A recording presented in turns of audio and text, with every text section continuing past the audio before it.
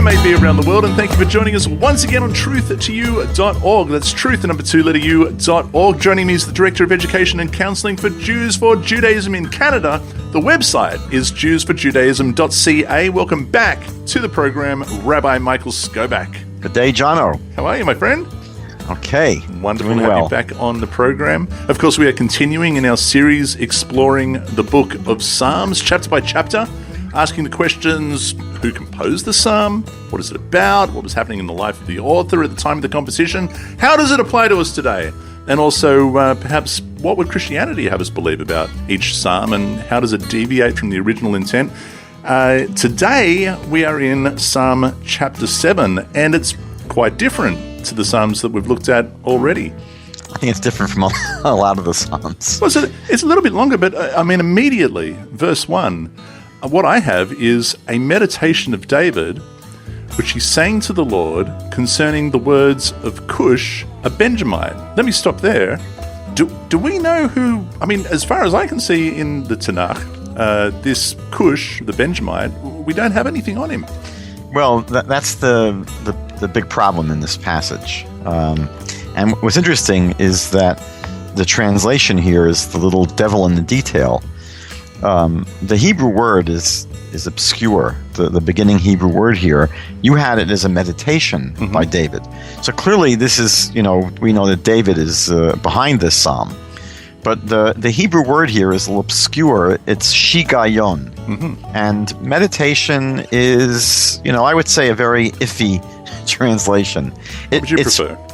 Well, the question is, what does the word really mean? Some people suggest it doesn't really have a meaning. Some people suggest that the shigayon was the name of an instrument that was used by the Levites. Okay.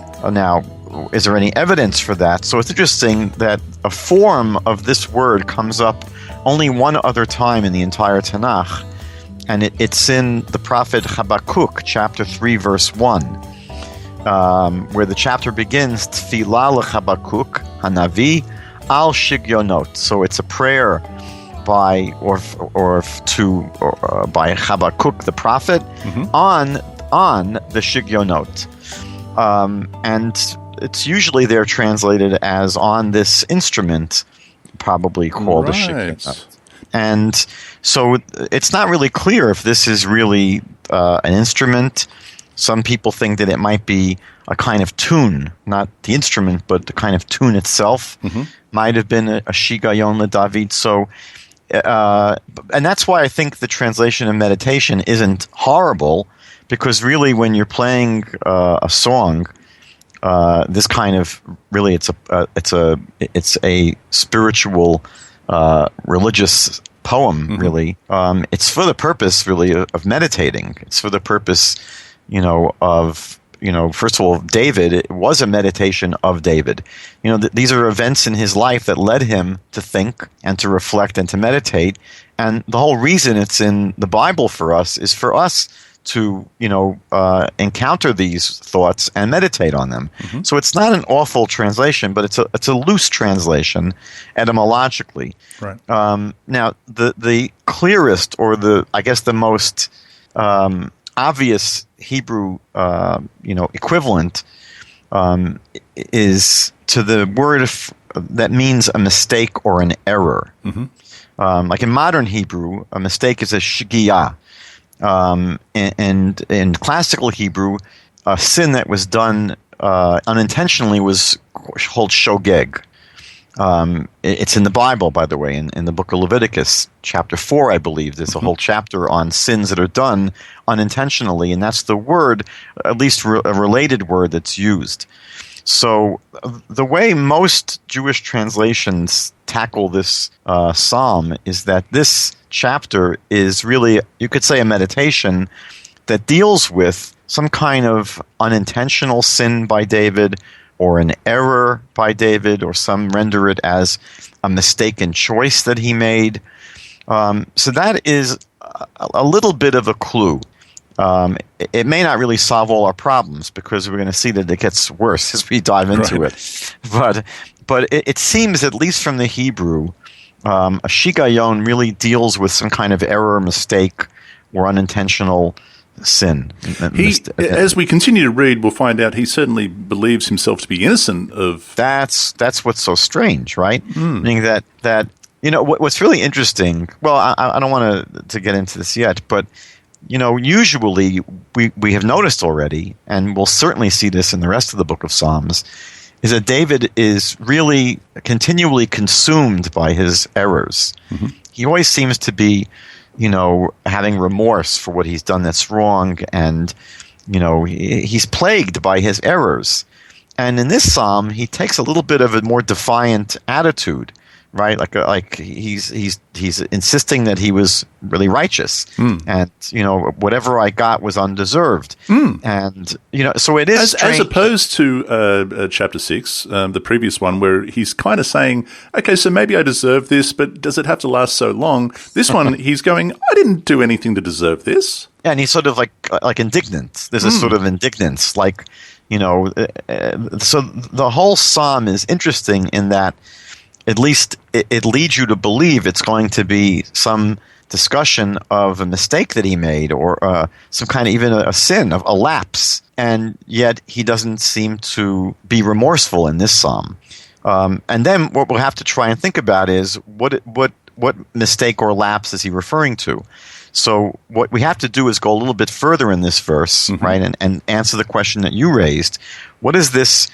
Al divrei Kush ben Yamini. So it's a shigayon, whatever that is. Let's go with the idea now that it's some kind of a meditation by David that's dealing with a mistake that he made, and it's regarding. Now, I think you rendered the word divrei as words of. Is that how you read it? Concerning the words of words. Kush. Yeah. So dvarim, by the way, are both words and things.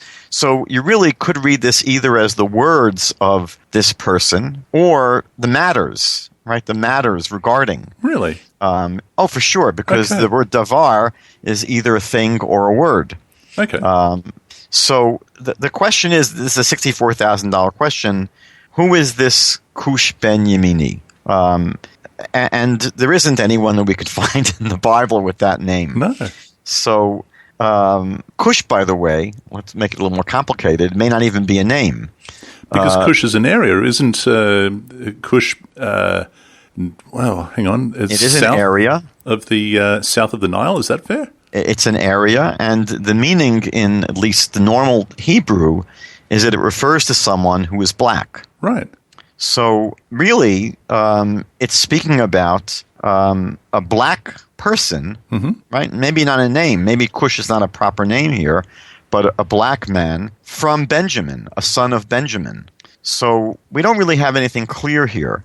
It seems to be either someone whose father's name is Benjamin, or more likely someone from the tribe of Benjamin. Usually that's how you refer to someone who was from the tribe of Benjamin, a Ben Yamini, a son of of Binyamin.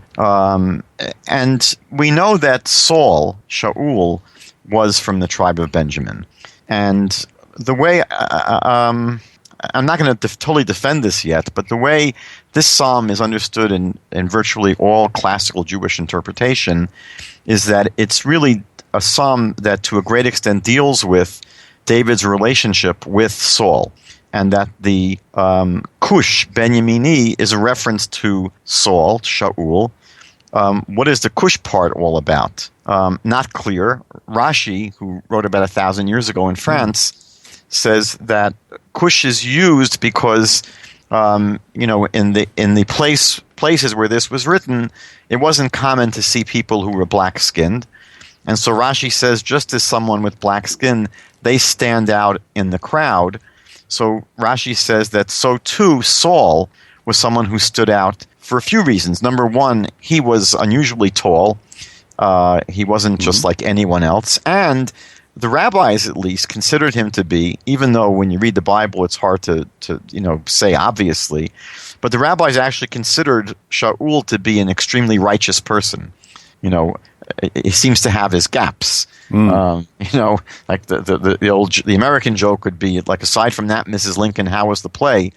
Like aside from the fact that he, made some serious mistakes and was trying to kill David all the time, He must have been a pretty righteous king. But they do see him as being very righteous, and that's one way that they take this phrase, that Kush is really a compliment to him, that he stands out in his righteousness. Other people say that it's referring to just someone else that is not mentioned elsewhere in the Bible. Some people say there was some person named Kush who was from the tribe of Benjamin that was a terrible enemy of David, and we just don't have any other references to him. Some people actually say that Kush from Benjamin, from the tribe of Benjamin, was actually one of the singers of this psalm, which to me seems to be very far-fetched. Yeah. So I don't know how that one... No, well, it's fair enough that it may be referring to someone whose narrative is not found within the Tanakh, but evidently something has happened with someone. This is the only description that we have.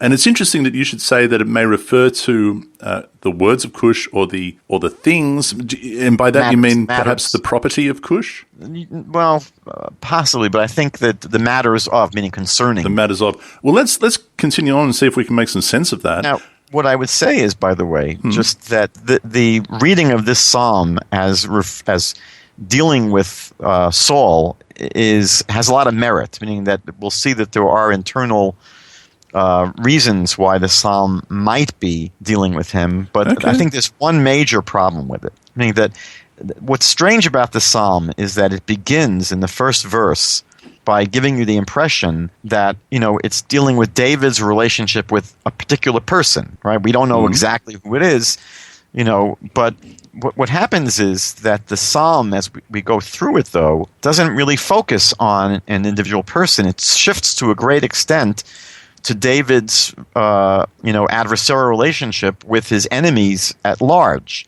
And most of them during his lifetime were non-Jewish enemies, were the hostile nations around him. And, so that's part of the problem in this psalm, is trying to get a handle on what really is, at the bottom of this shigayon, this meditation by David, where he, might be referring to something that he laments, that he regrets, and it may have something to do with Saul.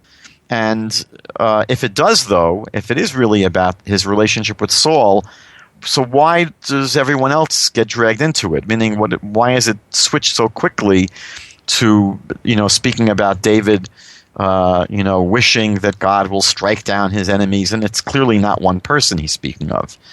Let me throw. Is there anyone who says that it may be talking about Shimei? Yes, actually, because he was a Benjamite. Perhaps he was a darker man. I don't know, but that was the first thing that came to my mind. So there is some. There are people who. Well, they certainly cite him as one of the troublemakers in David's life. Just maybe what I'll just do is mention briefly, and we'll get a chance to revisit this. What are some of the mistakes that David might be lamenting in terms of his relationship with Saul? Actually, the commentaries raise a number of possibilities, but I'll just share two of them. One, and I think the first one is an important clue for us, is that we know David sang a song, a very, very sort of significant song celebrating the downfall of Saul. And it's interesting.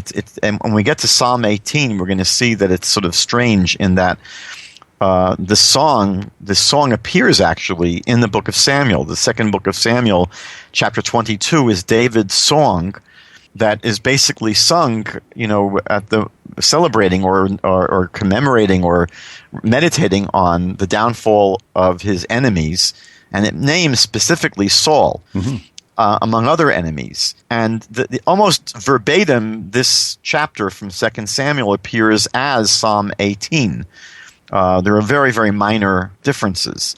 And it could be, the commentaries point out, that maybe this is what David was concerned about, meaning that he may have been concerned that he was maybe a little bit too happy about the downfall of Saul. After all, Saul being an anointed one, and his father-in-law, and a righteous person, and there's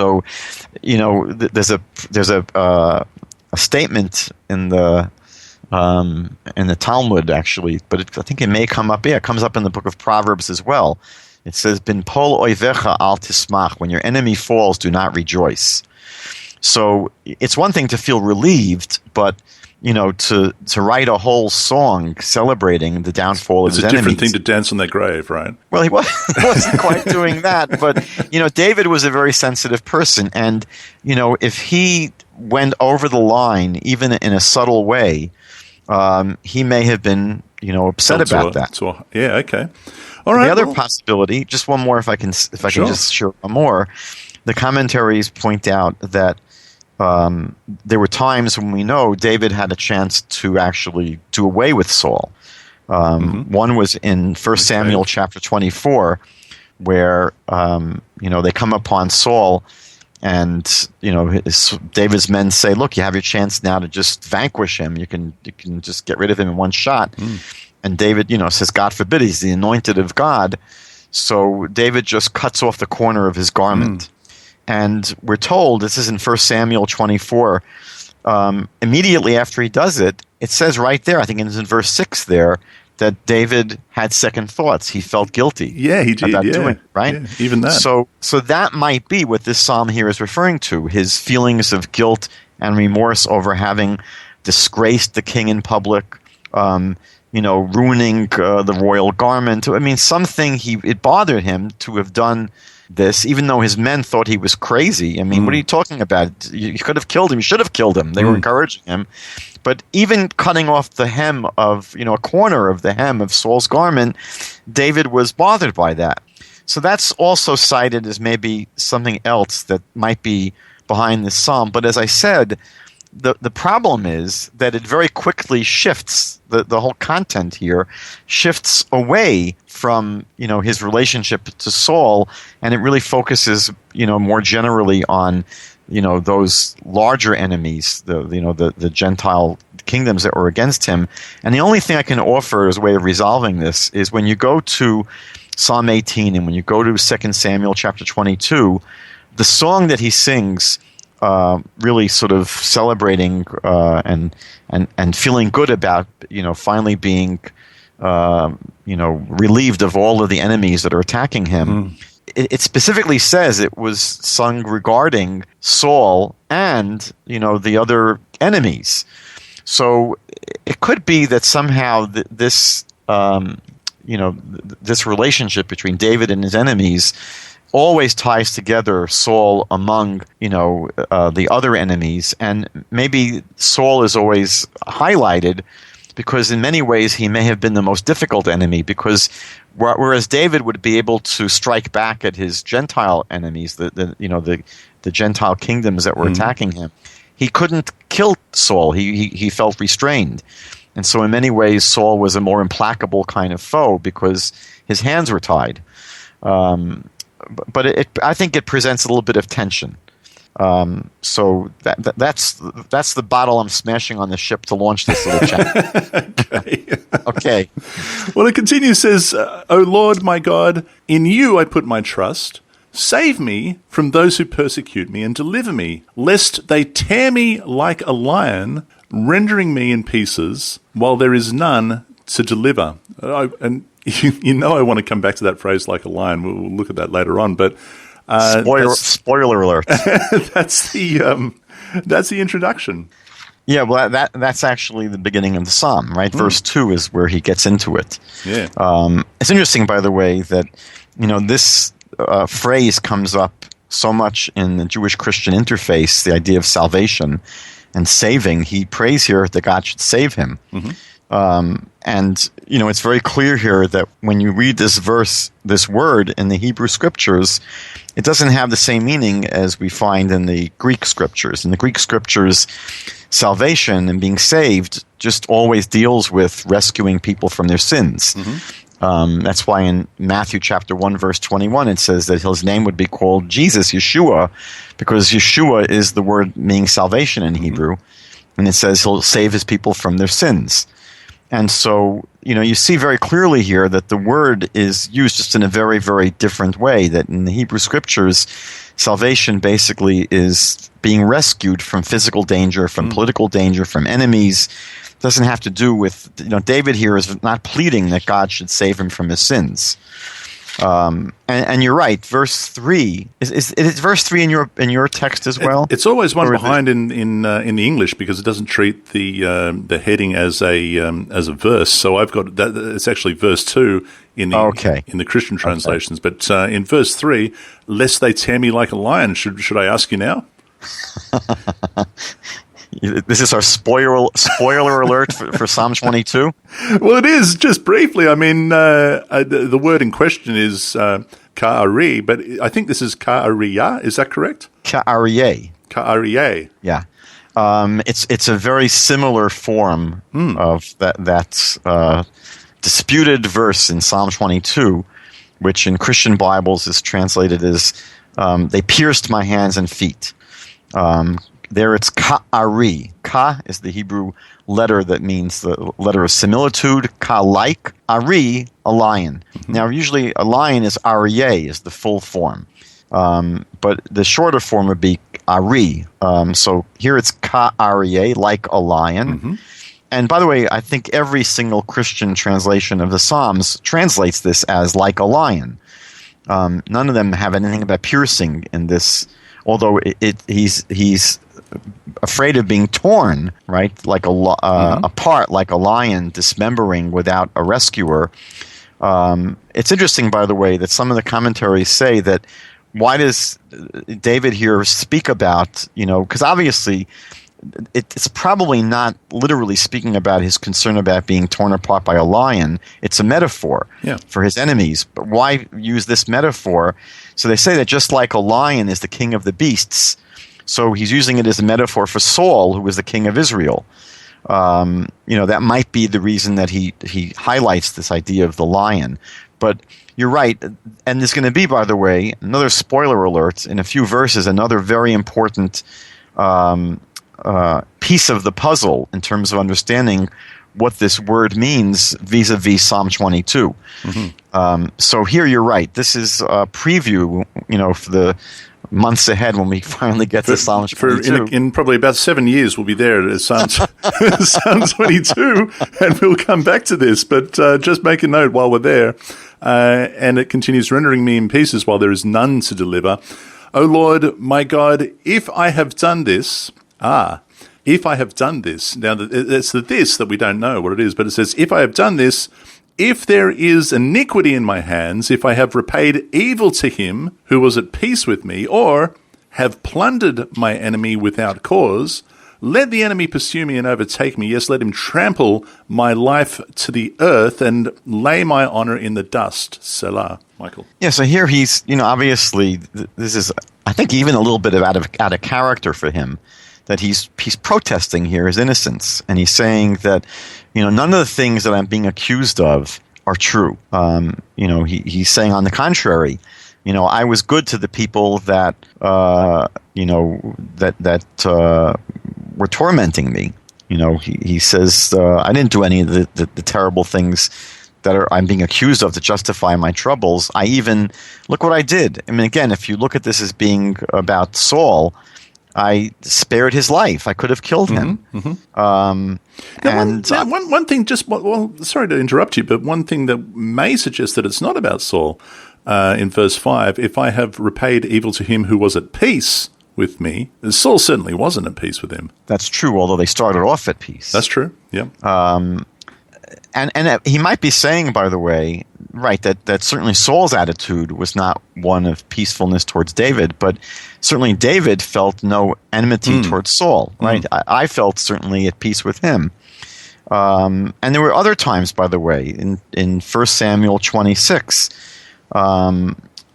we have a story where Avishai, the general of David, wanted to kill Saul, and David again prevented him in 1 Samuel 26. And so he's really here proclaiming his innocence. I think it's interesting in that he confesses at the beginning of the psalm, at least. He's admitting that he made a mistake. And yet at the same time, he's saying, but look, I don't deserve all the suffering I'm getting. It was just a mistake. Meaning maybe what he's saying is, that I made a mistake and I regret it, and I admitted my mistakes. But I wasn't being malicious. Exactly, and I don't deserve all this persecution.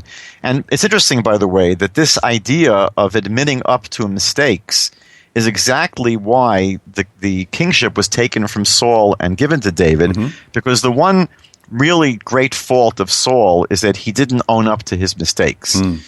He always was able to find some excuse or push the fault onto others. He did not accept responsibility. He did not, admit mistakes. And we know that David was incredible. I mean, David, he admitted when he was wrong, and not just admitted when he was wrong. He sometimes beat himself up. Yeah, he really felt it. He was crushed by his mistakes. Horribly. He was basically, paralyzed by them. And so, this very issue of owning up to a mistake is really the grandness, the greatness, the grandeur of David. And so he starts off here by saying, "Look, I made a mistake. I feel I regret what I did." But he's saying at the other end of the story, maybe that's just between me and God, but I don't deserve all this persecution. And he might be here protesting to God as well. Like, God, what are you, allowing this to happen for? He seems to be indignant. He seems to really say that this, as we say in Hebrew, is a low fair. It's not fair what's happening. I didn't do any horrible things. So he continues saying, "Arise, O Lord, in your anger." So he's saying, "Surely you're as cranky about this as I am. Lift yourself up because of the rage of my enemies. Rise up for me to the judgment you have commanded. So the congregation of the people shall surround you for their sakes. Therefore return on high. The Lord shall judge the peoples. Judge me, O Lord, according to my righteousness and according to my integrity within me." So he says, first of all, right, that since I didn't do horrible things, I don't deserve these punishments, right? On the contrary, he's saying, right, that I deserve your protection, God, right? And what he goes on to say is that, when the, enemies, or the heathen enemies, all these nations that are attacking me, right, the assembly of nations surrounds you, rise up above it, return to your heavenly repose. He's saying to God, look, God, when they come and cry to you, when these enemies of mine come calling to you, you should ignore them, right? Go up to your heavenly abode and, don't listen to their prayers. And he really calls, he says, God is going to punish the nations, but judge me according to my righteousness and integrity. I mean, that seems to be the major motif of this psalm, is that, look, I want my enemies to be punished. I shouldn't be suffering here because I was in the right. I wasn't in the wrong.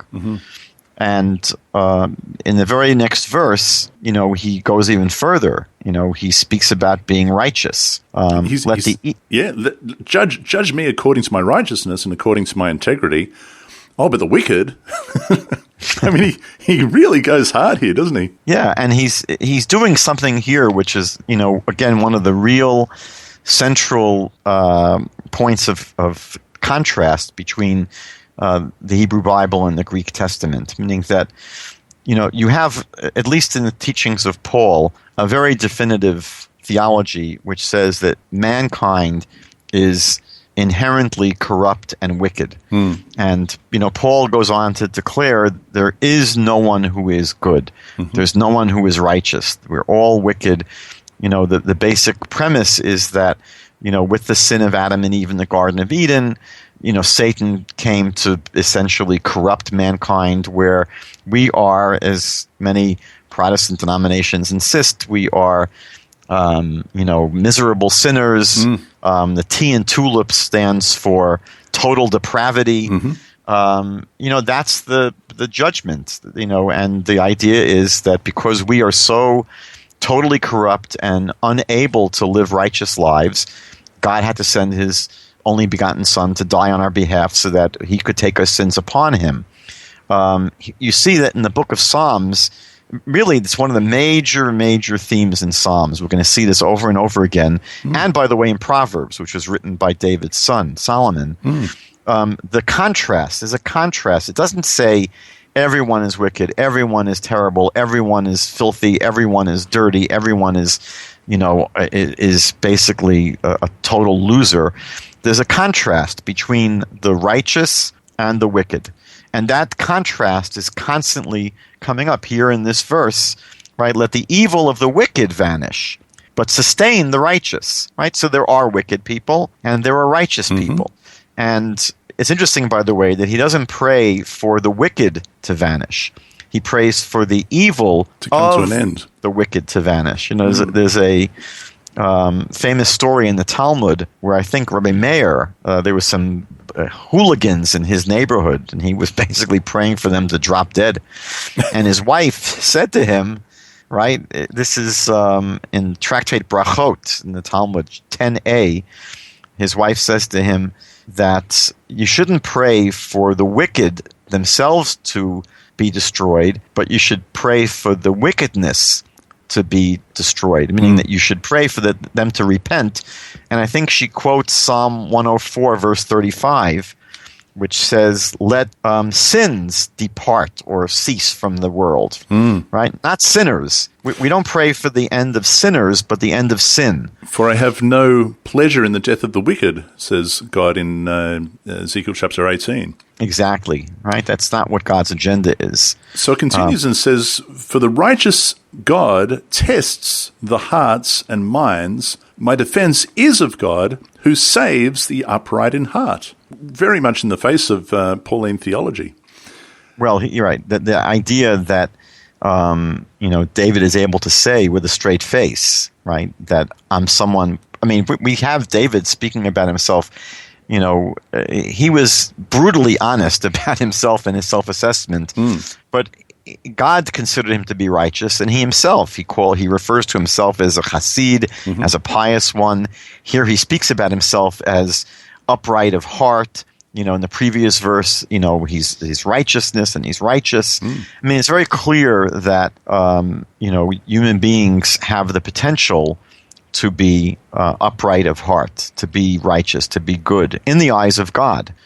And that's why they deserve God's protection. And that's why David is saying here that I trust in God to be my shield. I was going to say it's more than just shield. As we continue on here, it's pretty serious stuff. It continues saying, God is a just judge, and God is angry with the wicked every day. If he does not turn back, he will sharpen his sword. He bends his bow and makes it ready. He also prepares for himself instruments of death, is what I've got in front of me.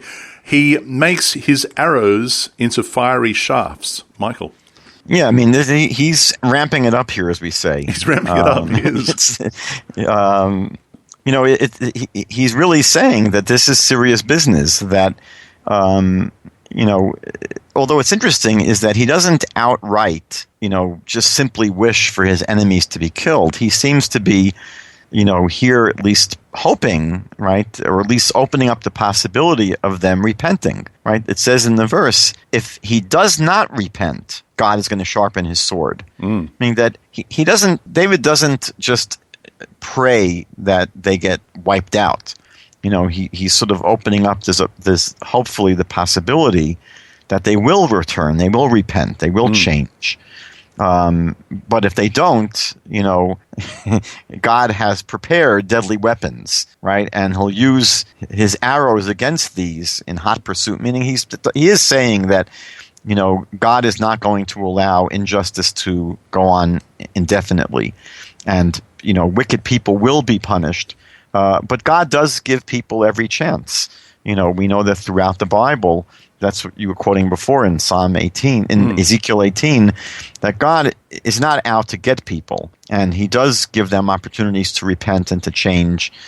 Pharaoh was given so many chances. But at the end of the day, if someone continually rebuffs all of these opportunities to repent and to change and to get with the program, then they're going to be punished. And that's what David is basically saying here. Yeah, no uncertain terms. Behold, the wicked brings forth iniquity. Yes, he conceives trouble and brings forth falsehood. He made a pit and dug it out and has fallen into the ditch which he made.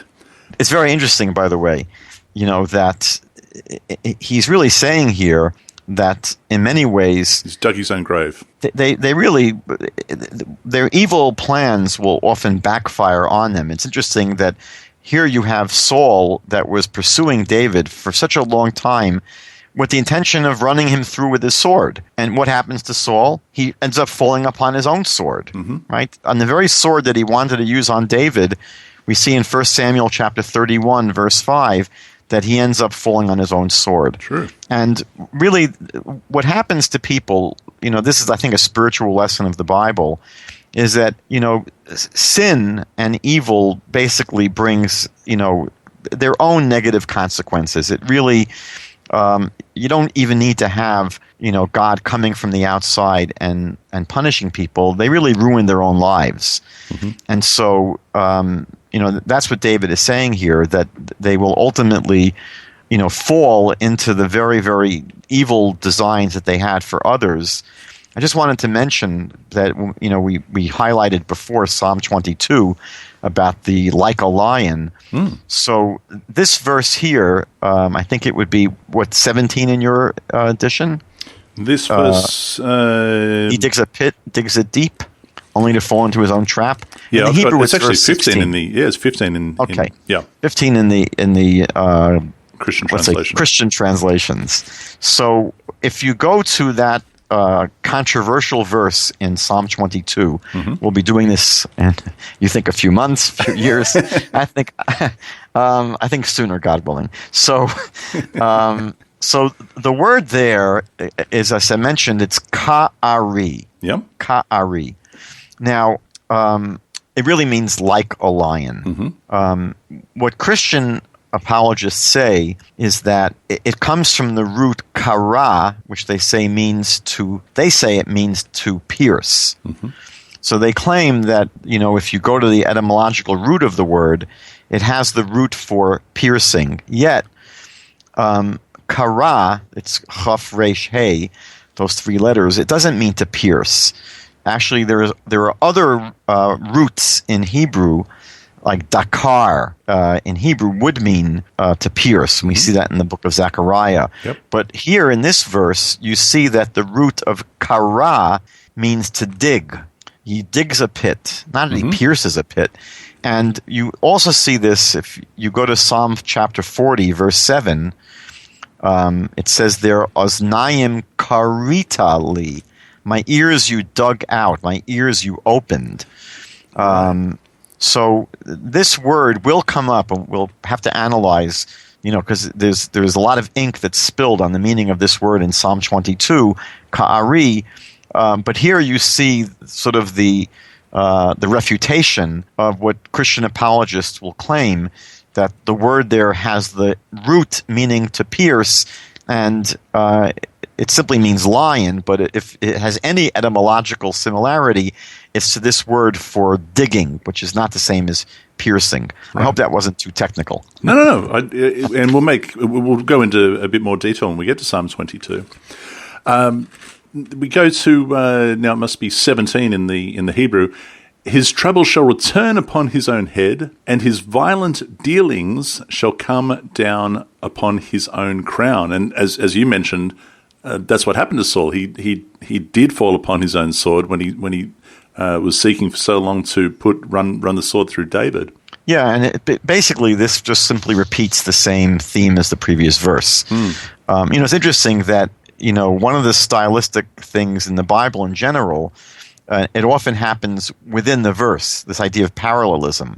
That when you go through the book of Psalms, you'll see that many, many verses will express the same thought in two different parts of the same verse. So it'll take a thought and then just rephrase it in different words in the second part of the verse. And here you see the same thing happening in two sequential verses, where one verse expresses the idea about digging a pit and falling into it, and the other one speaks about someone's mischief coming and recoiling upon his own head. And actually, it's interesting that in this verse, it does use a parallelism. In the translation I have, it says, his mischief will recoil upon his own head, which is a thought, And then it's repeated in the second phrase, and upon his own skull will his violence descend.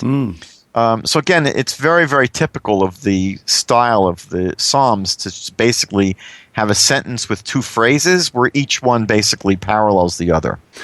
Interesting. Well, it ends, is this the apple on the teacher's desk? It says, I will praise the Lord according to his righteousness, and I will sing praise to the name of the Lord Most High. And that's the way he ends it. Yeah, it's interesting. It's sort of a departure from what's been going on previously in this psalm.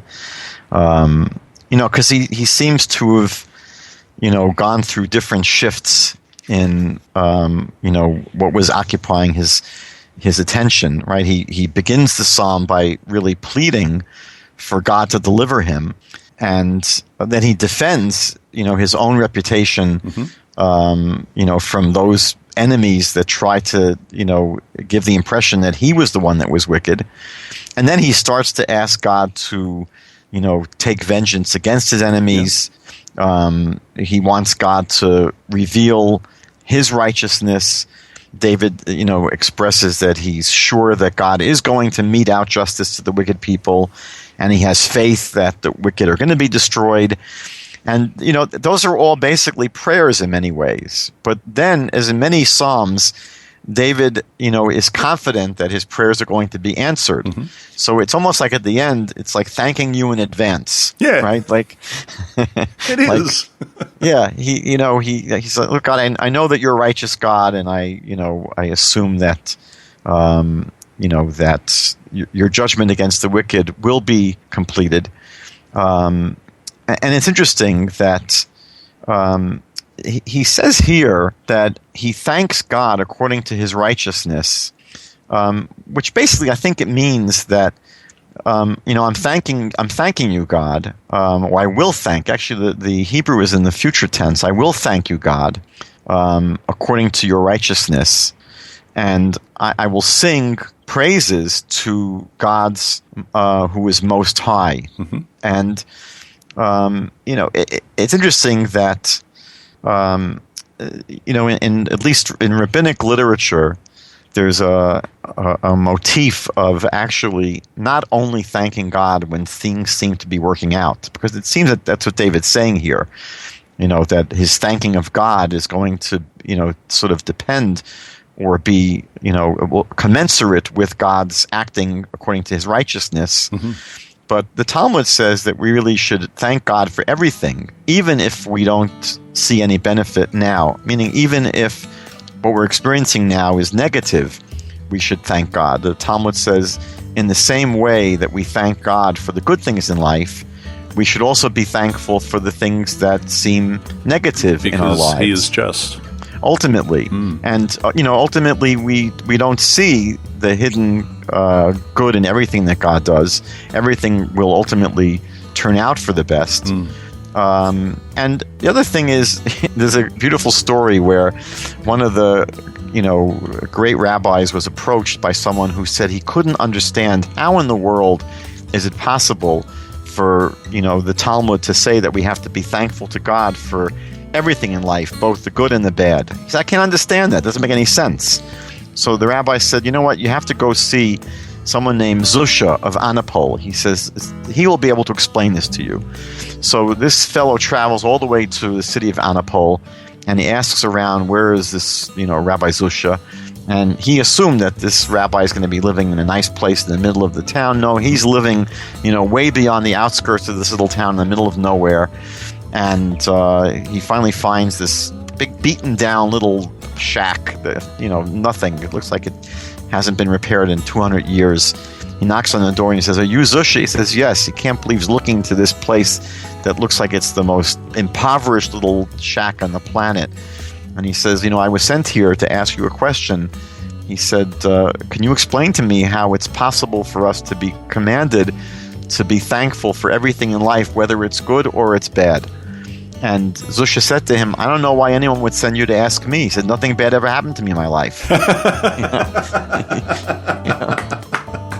That's great. I love that. That's beautiful. Okay, my friend. We're done. Well, we're done for tonight. We're done for tonight.